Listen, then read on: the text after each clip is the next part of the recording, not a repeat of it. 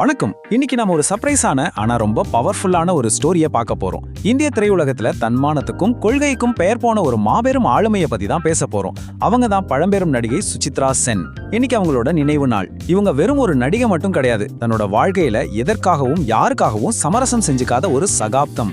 அப்படி என்னெல்லாம் பண்ணாங்கன்னு தெரிஞ்சுக்கலாம் வாங்க. நான் உடனடியா அவரோட திரைப்பட வாய்ப்பை நிராகரிச்சிட்டேன். அவர் என் கால்களுக்கு பக்கத்துல தரையில உட்கார்ந்து நடந்துகிட்ட விதம் ஒரு ஆணுக்கு பொருத்தமானதா எனக்கு தோணல. யோசிச்சு போறீங்க, இது ஏதோ சாதாரண ஒரு நபரை பார்த்து சொன்ன வார்த்தைகள் கிடையாது. இந்திய திரையுலகின் மாபெரும் ஜாம்பவான் ராஜ் கபூரை நேருக்கு நேர் பார்த்து சுசித்ரா சென் சொன்ன வார்த்தைகள் தான் இது. நம்பவே முடியலல்ல? ஒரு மிகப்பெரிய கதாநாயகி வாய்ப்பை இப்படி துணிச்சலா யாராவது வேணான்னு சொல்வாங்களான்னு உங்களுக்கு ஆச்சரியமா இருக்கலாம். ஆனா நான் முன்னாடியே சொன்ன மாதிரி இது ஒரு சாதாரண வாழ்க்கை வரலாறு இல்ல. இதுல நடந்தது என்னன்னா, ராஜ் கபூர் ஒரு முறை இவங்களுக்கு தம் படத்துல ஹீரோயினா நடிக்க வாய்ப்பு கொடுக்கறதுக்காக இவங்க வீட்டுக்கே வந்திருக்காரு. சுசித்ரா சென் ஒரு நாற்காலியில உட்கார்ந்ததும் அவர் நேரா அவங்க கால்களுக்கு பக்கத்துல தரையில உட்கார்ந்து ஒரு பூங்கொத்தை கொடுத்திருக்காரு. சாதாரணமா எந்த நடிகையா இருந்தாலும் அடடா இவ்வளோ பெரிய ஹீரோ நமக்கு இப்படி ஒரு மரியாதை கர்றாரேன்னு நெகிழ்ந்து போயிருப்பாங்க. ஆனா சுசித்ரா சென்னுக்கு இது சுத்தமா பிடிக்கல. ஏன்னா அவங்க ஆண்களிடம் எதிர்பார்த்தது வெறும் அழகையோ அல்லது இந்த மாதிரி கவர்ச்சியான செயல்களையோ கிடையாது. ஒரு ஆணோட அறிவாற்றலும் அவர் பேசுற விதமும் தான் தன்னை ஈர்க்கும்னு அவங்க ரொம்ப ஸ்ட்ராங்கா நம்பினாங்க. சோ இன்னைக்கு நாம சுசித்ரா சென்னோட இந்த மாதிரி பல துணிச்சலான முடிவுகள், அவங்களோட ஆரம்ப கால திரைப்பயணம், சஞ்சீவ் குமார் கூட இருந்த அந்த அழகான நட்பு, சத்யஜித் ரே வாய்ப்பே அவங்க மறுத்த அந்த தருணம், இதையெல்லாம் பத்தி தான் விரிவா பேச போறோம். சரி, நாம முதல்லயே பார்த்த அந்த ராஜ் கபூர் விஷயத்துக்கே வருவோம். இதுதான் அவங்களோட அந்த அசைக்க முடியாத சுதந்திரமான சிந்தனைக்கு ஒரு முதல் உதாரணம். இவ்ளோ தைரியமான வெளிப்படையான ஒரு விஷயத்த அவங்க எங்க ஷேர் பண்ணாங்க தெரியுமா? அமிதாப் சௌத்ரி எழுதின ஆமார் பூந்து சுசித்ரா அப்படிங்கிற புத்தகத்துக்காக அவங்க கொடுத்த ஒரு பேட்டியில தான் இதை ரொம்ப ஓப்பனா சொல்லியிருக்காங்க. கேமராவுக்கு பின்னாடி அவங்க எவ்வளவு நேர்மையான ஃபோல்டான ஒரு மனுஷியா இருந்தாங்கன்னு தெரிஞ்சுக்க இந்த ஒரு விஷயமே போதும்.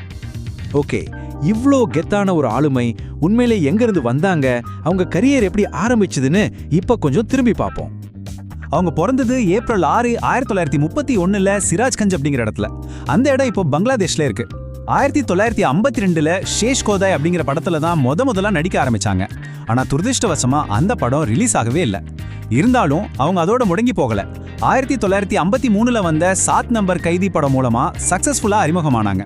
அதுக்கப்புறம் 1955 வந்த தேவதாஸ் படம் அவங்கள ஹிந்தி சினிமாலையும் பெரிய அளவுல கொண்டு போச்சு. இதுல இன்னொரு சுவாரஸ்யமான விஷயம் என்னன்னா, அவங்களோட உண்மையான பெயர் சுசித்ரா சென் கிடையாது, ரோமா தாஸ் குப்தா என்பதுதான் இயற்பெயர். பின்னாடி பெங்காலி சினிமாவில் லெஜெண்டரி நடிகர் உத்தம் குமார் கூட இவங்க இணைந்த நடிச்ச படங்கள் எல்லாமே அப்போ பெரிய சென்சேஷன். சும்மா பட்டாசை கலப்புச்சுன்னு தான் சொல்லணும். அடுத்து அவங்களோட லைஃப்ல இருந்த ரொம்ப ஸ்பெஷலான ஒரு அறிவுபூர்வமான பாண்டிங் பத்தி பார்க்கலாம். நம்ம முன்னாடி பார்த்த அதே புத்தகத்துல நடிகர் சஞ்சீவ் குமார் கூட இருந்த ஒரு நெருக்கமான நட்பை பத்தியும் அவங்க சொல்லியிருக்காங்க. 2 பேரும் ஆன்டி படத்துல ஒன்னா நடிச்சாங்க. அந்த ஷூட்டிங் ஸ்பாட்ல தான் இவங்களுக்குள்ள ஒரு அழகான நட்பு உருவாகியிருக்கு.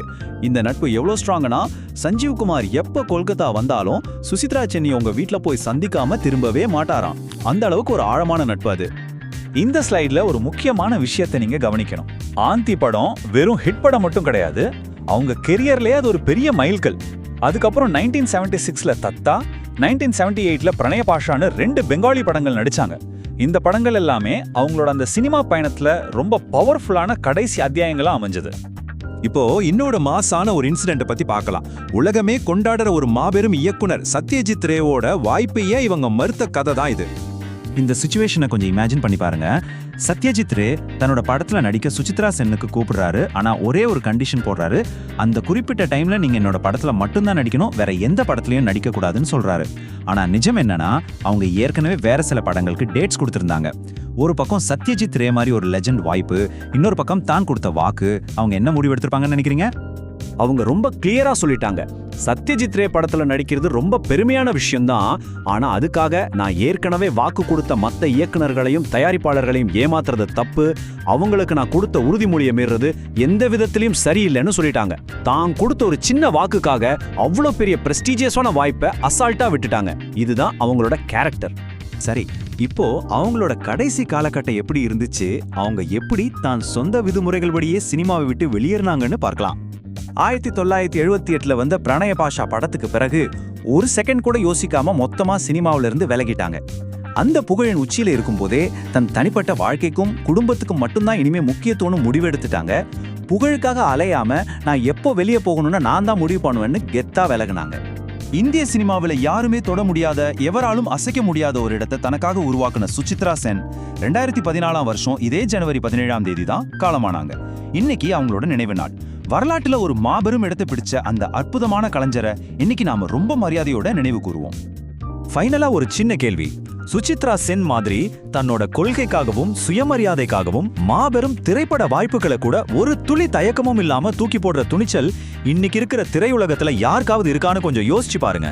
நல்ல நல்ல தகவல்கள் அடுத்தடுத்து வரும். இதை அனைவருக்கும் பகிர்ந்து சப்ஸ்கிரைப் அண்ட் லைக் செய்து வைத்துக் கொள்ளுங்கள். நன்றி, வணக்கம். நன்றி, வணக்கம்.